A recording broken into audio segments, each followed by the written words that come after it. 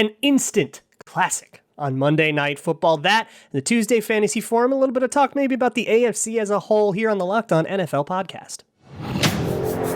You are Locked On NFL, your daily NFL podcast. Part of the Locked On Podcast Network, your team every day.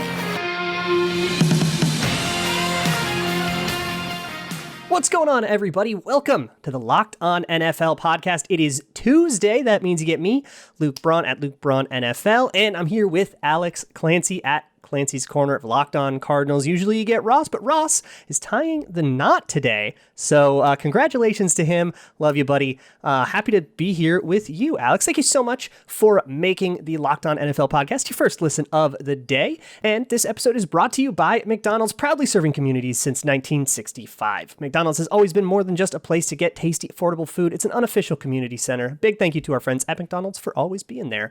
I'm loving it. Happy to be talking to you, Alex, about this absolute banger of a Monday night game. The Titans absolutely squeak one out, 34-31, final score in the game on a controversial decision, I think, to go for a fourth down, fourth and inches, like on the goal line instead of kicking the game-tying field goal.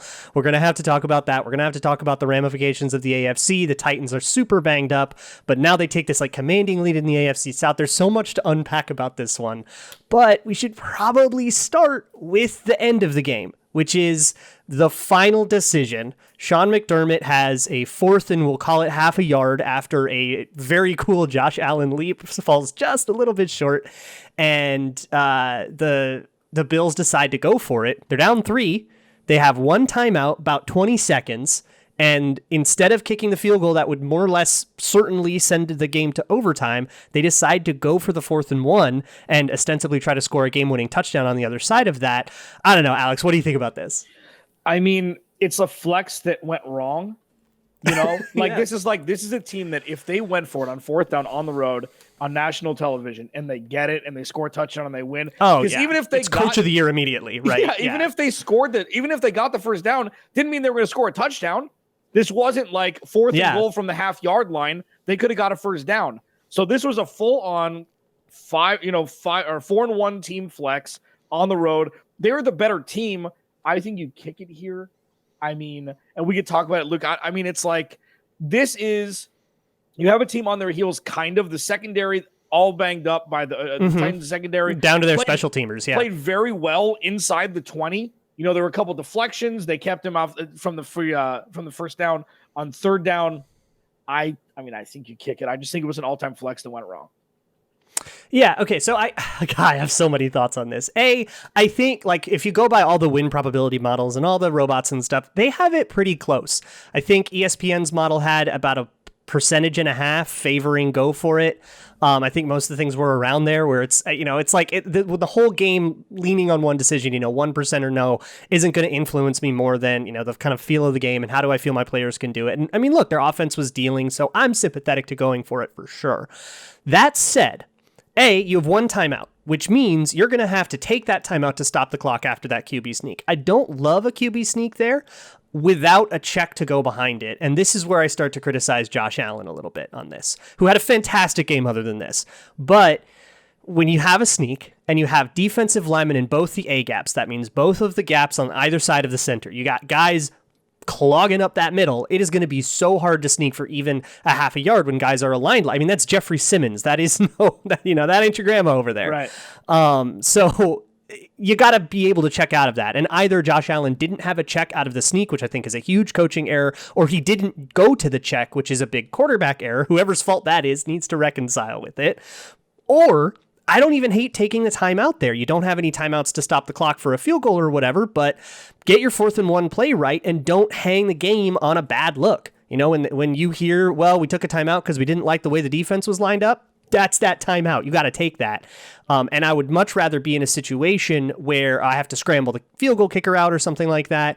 Like, I would take so many situations over sneaking into a clogged double A gap. That is just an auto lose like every time. Yeah, and I mean his legs did slip from underneath him, but it's which made it all not matter. But it was not going to be there. No. But to your point, he knew it wasn't going to be there, so his mind went faster than his body did, And it's like, I need to get to that spot before they do. And it wasn't a Tom Brady push over my center sneak. It was I'm going to the left side of the offensive line and get through that gap. So we went directly into the belly of the beast. When they're in shotgun now, I don't hate it as much anymore as I did. Because you think, okay, you get a running start, you can check out of it, you've got room, and then you have a running back there. So your point about a check out of that play, there's options when you're still in shotgun. When he went under center, that was the decision that was made. Now, maybe that was a setup before, be in shotgun, make them second guess, go under center regardless, or he saw something. But I mean, if you have a running back there, like, I'm not against anything on 4th and short anymore. A speed option to the right with Zach Moss. That's what I was going to say. You know, there's so many options except for running it up the gut, even though the quickest point, the quickest line, or shortest line between 2 points is a straight line. North-south. Whatever it is. Yeah. So, I mean, I get both sides, but they knew it was coming, and this is the perfect time to do something different. Yeah, and huge credit for the Titans, who absolutely gut this game out despite losing multiple corners to injury, losing Julio Jones to a hamstring injury. We got to all watch out for that now, and so many other things. I mean, the Titans' pass rush was fantastic in this game, and that's what held Josh Allen. I know a 31-point game doesn't feel like this great defensive performance, but it kept him in the game, and the Titans offense, was able to kind of keep pace. Really, really big statement win for the Titans, who now take this commanding lead in an AFC South that is otherwise ailing. I mean, these are two teams, and the AFC East is a disaster too, outside of the Bills. These are two teams that are just running away with their divisions, and we are very likely to see this deep in the playoffs again, which I'm super excited for. Well, do you think that, I mean, sure, they're 2 games up on the Colts right now. Tennessee is. The Colts are a mess. Huge one. But we've seen, I think the AFC South is more in question than the AFC East. There's no question that the Bills are winning that division. They're on that Patriots journey for maybe the next decade, unless Miami can figure out a quarterback situation. And if Zach Wilson ends up being good and Robert Saleh knows what he's doing, I mean, it's going to be problematic and whatever with Mac Jones. But they're head and shoulders above. Like, A.J. Brown's never healthy. Julio Jones isn't ever healthy. It's difficult to throw the ball when your only 2 good receivers are out. You can't give the ball to Derrick Henry 40 times a game and win. I don't know. I mean, what I've seen from the Colts, I think it's a little bit closer there than the AFC East, at least. So this is a huge win for Tennessee. So Tennessee goes, let's say, 500 from here on out, which is doable, right? Even with all the injuries. 500 from here on out no Titans fan should look at that and feel like it's not easy to do, right? Can the Colts beat 500 by 2 games from here on out? Like, that's a big deficit, and there's a lot of season left. A lot of things can happen, but I don't know. From what I've seen of the Colts, at least, which is basically only primetime and what you catch on Red Zone, so maybe I'm wrong about the Colts. Colts fans, yell at me if I'm wrong about your team, but I don't know. I didn't believe in them preseason. I certainly don't believe in them now, even after they took it to a lowly Texans team. It just feels like, especially when you steal one from the Bills, like, this was supposed to be one of the hardest games for the Titans, and they stole it, and they earned it. And it just, I don't know. Either way, I mean, these teams are making the playoffs, right? And they're going to be in the postseason, and just takes a couple of good bounces, a couple of good draws of the ping pong ball for these 2 teams to meet up again in January. It's going to be awesome. Yeah. I mean, the AFC is a mess when it comes to the playoff picture. And we'll talk about that. But first, I have a question for you, Alex. If I wanted to do a playoffs watch party or just a Monday Night Football watch party, where should I go? Mickey D's, baby. Of course. Mickey D's. This episode of Locked On NFL is brought to you by McDonald's, proudly serving community since 1965. McDonald's has always been more than just a place to get tasty, affordable food. It's a place where friends and families can connect or reconnect. I've been getting McDonald's since it was $1 6-piece chicken nuggets when Luke Braun was knee-high to a duck. And I would go there for the playhouse. I would go there to see my friends. Win or lose is a place where teammates, competitors, the home team or the away team can come to recharge. It's the place you can always look forward to stopping, on a long road trip, which I did on my way home from San Diego 2 days ago, to rest and refuel your legs. I got a soda, I got a Big Mac, and I got chicken nuggets. I'm fat. But McDonald's allows me to feel at home there. Okay? So this is what you do. You go to McDonald's to refuel and reconnect. Did somebody say Locked On Watch Party? I think, Luke, you did before I started this live read. You know what you get from McDonald's. It's a place where you can hang out with friends. McDonald's, I'm loving it. All right, we got the Tuesday Fantasy Forum coming up, so stick around for some waiver wire advice and talk about buy lows and all that stuff, especially if your season is on the ropes. You're going to want to hear all this. But first, I want to talk, I guess, broaden this out a little bit more to the AFC, because we kind of debated a little bit about the Bills and the Titans and who's got a better shot in their division. But this AFC seems really competitive, and especially, we are still getting used to the post-Tom Brady Patriots era, where, you would kind of have the AFC a lot of years was just this sort of contest for who could lose to Tom Brady in the AFC Championship. And it feels like it's just absolutely wide open. There's so many fun teams between the Chiefs and the Ravens and the Browns. Of course, these Bills and Titans, and you've got some like frisky Raiders teams and stuff. It is such a fun conference that just feels so wide open. Going back to last year, these were the playoff teams in the AFC. The Chiefs were the 1 seed, Bills 2 seed, Pittsburgh 3 seed, Tennessee 4 seed, Ravens 5 seed, Cleveland 6, Colts 7, Dolphins 8. Yeah. So we're moving a little bit this year with a lot of different playoff teams. And we have no idea where they're going to be. Can the Chiefs win the division still? They're only 1 game back in the AFC West. They feel inevitable to me. They still feel, I know it's weird, and they've got all these defensive problems and stuff, and they've been throwing all these turnovers. The turnovers are going to dry up. A lot of those turnovers are unlucky. A lot of them are uncharacteristic things by Patrick Mahomes. We've seen enough Patrick Mahomes. They're going to figure it out. Do they win the division? I don't know. These Chargers are insane. Yeah. And maybe they can, they've now kind of packed away enough wins where they can do that. And winning the game against the Chiefs is obviously going to become really, really important in late December and early January when we're deciding all this. But and of course, the Raiders are crazy too, but like the Chiefs have a hole to dig out of. But I mean, how many times have we seen the Chiefs dig themselves out of a hole? Yeah, twice, 2 games in a row, and they were down 20 points back to back. Houston and Tennessee back to back, their first time they won the Super Bowl. And I mean, this is obviously a different situation, but you look at the AFC right now, there are 10 teams with 3 wins or less. Or three losses or less. So that's what, 5/8? That's 62.5% of the conference has 3 losses or less, which puts everybody in the playoff hunt. Like in the NFC, there's like 4 or 5 teams that are going to make the playoffs. You pretty much know kind of where they're going to be. Right. 4 1-loss teams, and the Cardinals are undefeated. They're most likely all going to make the playoffs, regardless of. Someone's quarterback could go down. Right. Yeah. But the AFC, by and large, you've got your front runners and then everybody else. Yeah. And I mean, if the Bills win tonight, if the Bills would have won tonight, everything looks different. Now it's so much muddier. There's so many more things. Tennessee's more believable as a playoff team. They'll get their home game, right? And they'll get some frisky Raiders team, or maybe even a Chiefs team if the Chargers hold on, or a frisky Chargers team if they don't. Yeah. Some crazy wild card team. You'll get you'll get this Bills team. They might get a bye, but somebody's going to have to go win in Buffalo. But like as we saw, I think we saw a really big weakness in the Bills in this Monday Night Football game in terms of protecting a lead when they can't just run out the score, because that's the way the Bills want to do it. They don't want to protect a lead and run out the clock and beat you by 7. They want to beat you by 21, make the clock not matter, right?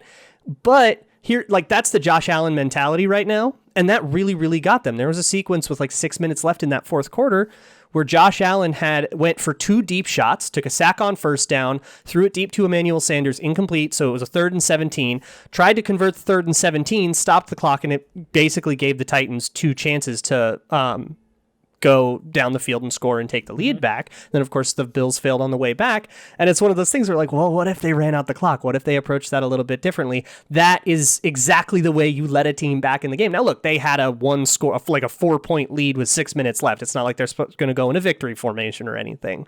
But angling at a long sustained drive, not 3 run plays and punt, but a long sustained drive instead of one giant 50-yard pass might have been a better shot. And I think that's on Josh Allen. He had open receivers. He could have had that long sustained drive. But that's kind of the team the Bills are. And so I think of, what about a Chiefs, 7 seed if they continue to struggle, but they still sneak in against a Bills in the 2 seed, Ravens get the 1 or whatever.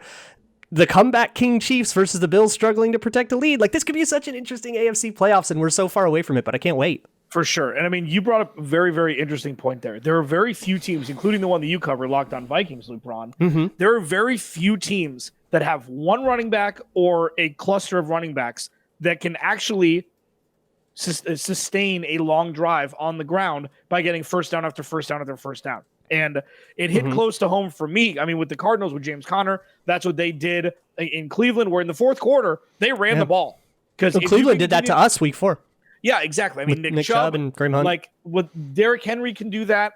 Look at Kansas City and Buffalo, as you mentioned. They don't have a back that they can trust giving the ball 12 times in the fourth quarter. I always go back to it. I always call them LeGarrette Blount running backs, because when he was with New England, they're up 10 points going into the fourth quarter. You better believe he's getting the ball 15 times in the fourth quarter. Mm-hmm. They will get 4 yards of carry. They will get first down after first down after first down, eat up 9 minutes of the clock, kick a field goal, and you're dead. There's no more helpless feeling than a team down a score or 2 scores, and they can't get off the field defensively because a running back is running it down their throat. Right. And there's very few teams that can do that in the NFL still. Yeah, and the Titans are definitely one of them. And we should probably mention Derrick Henry, who scores 3 touchdowns. Is he good at football? He's an optical illusion. It looks like a video game frame rate glitch, where his running animation goes so much slower than everybody else, but somehow he glides down the field faster, and nobody can take an angle on him because you can't figure out how fast he's running. Like, he's just this magical person. He's huge and he's fast, and he's just like among a world of people who are only ever one or the other. He's incredible. He's so much fun to watch. I don't know. These Titans have a little bit of heart. They're fun, even with Ryan Tannehill struggling. But we have fantasy to talk about. Speaking of Derrick Henry, we recorded a segment before Monday Night Football, but Derrick Henry probably won you your game if you needed it.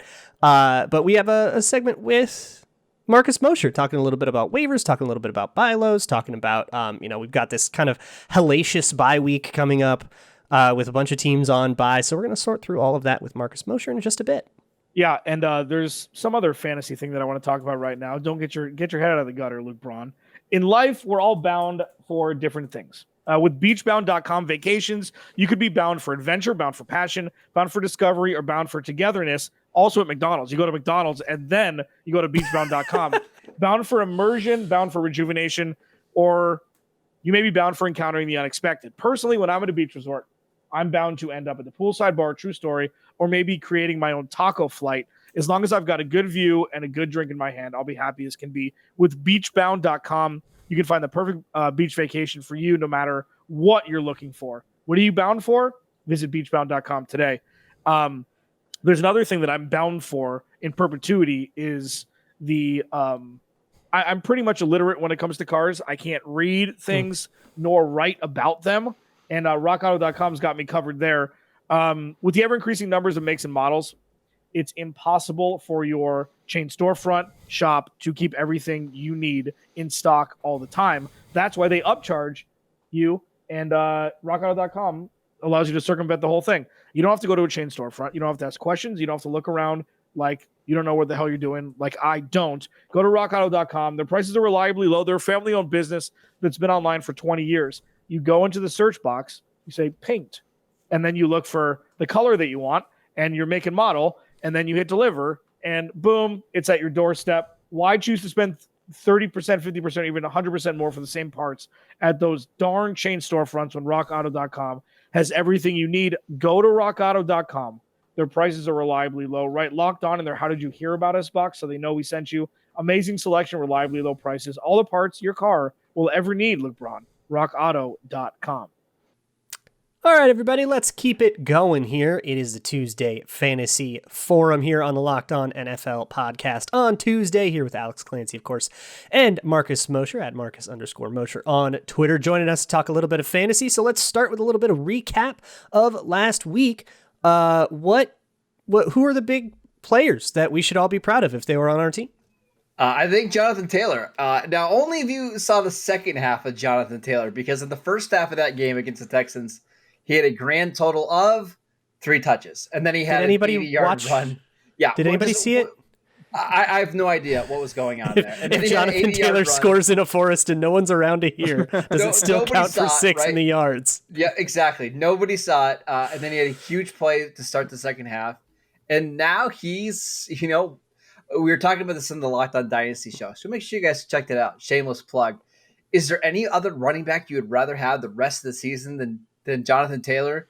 Maybe Derrick Henry, maybe Austin Eckler, but that's just about it. Jonathan Taylor has been phenomenal the last 2 weeks. I kind of envision the Colts riding him over the final 10, 11 games of the season.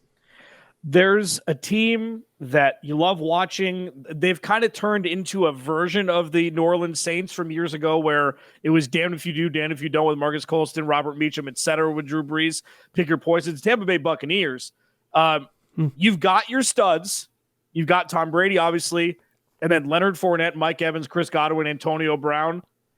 It's just kind of you're going to start the guys that you drafted and hope that they're the guy that week, or they're one of the two guys that week, or is there a hierarchy? Let's just like to wide receivers. Is there a hierarchy there? Yeah, I mean, I think there is. I think Antonio Brown is the clear-cut wide receiver one there. Wild. He's had at least 7 receptions in the last 3 games, 9 for 93 in a score last week. The previous week, 7 for 124 and 2 touchdowns. I think he's like a low-end wide receiver one the rest of the season. I think Chris Godwin is the next one that you want. And then poor Mike Evans. I still think he's the best receiver on this team. But I think he's getting bracketed.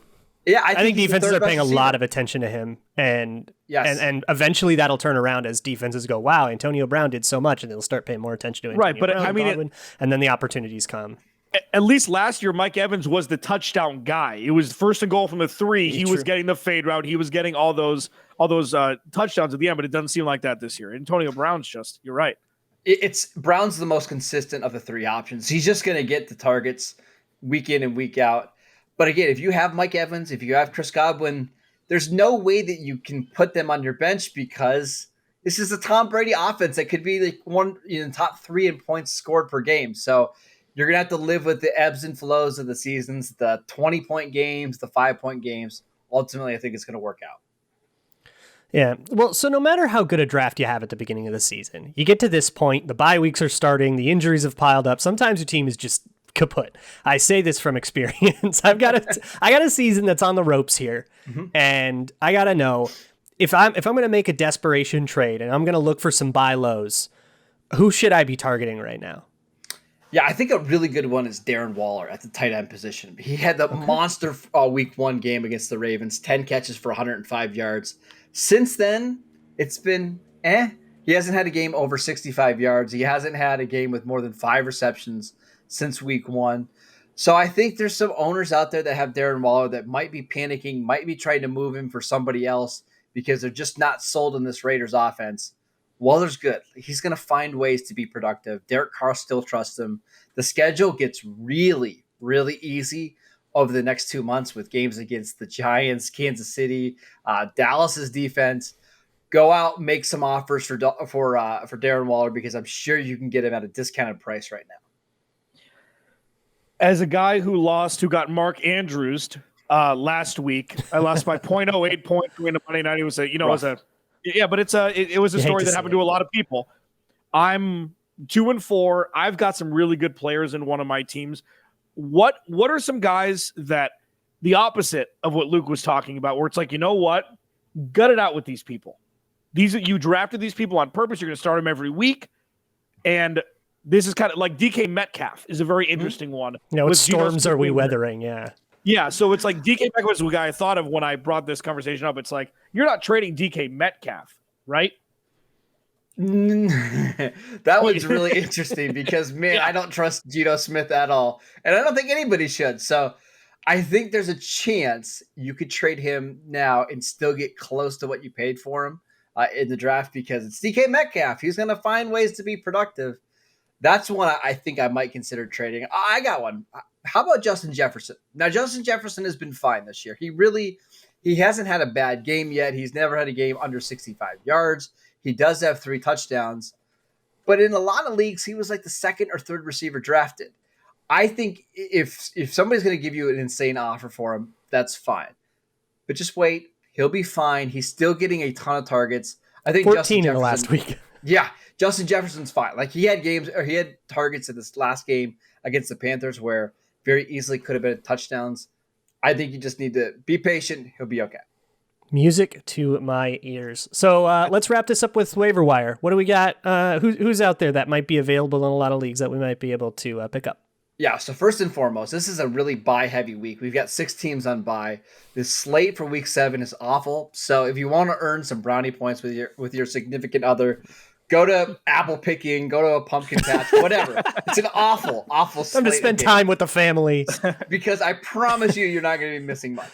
However, let's get back to what matters: fantasy football. I think Demetric Not Felton, your loved ones. Yeah.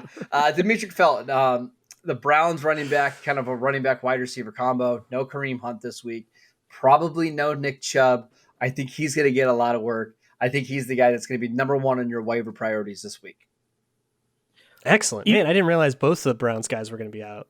It's rough. It's rough. Even with Denver coming up on Thursday night, huh? Yeah, Denver's not good on defense at all. Like, I think we got fooled a little bit in the first couple of weeks because of their schedule, but they got ran all over by the Steelers, and the Steelers put up like 400 yards on them. The Raiders just carved through their defense in Denver. I think Felton is a really strong RB2 this week. Fantastic stuff. Marcus, thank you so much for coming by, giving us a little bit of fantasy advice. Of course, enjoy apple picking on Sunday, guys. Once again, thank you all so much for making Locked On NFL your first listen of the day. For your second listen, check out the Peacock and Williamson podcast. They're also doing the national angle here on the Locked On Podcast Network daily podcast, just like this one with Brian Peacock and Matt Williamson, doing an awesome job over there. Tomorrow, of course, is Wednesday. That means we got power rankings. You get James Rapine and Tony Wiggins talking about everything. Always a great time with those two guys. For Alex Clancy, I am Luke Braun. And we'll see y'all tomorrow here on the Locked On NFL podcast, part of the Locked On Podcast Network, free on all platforms.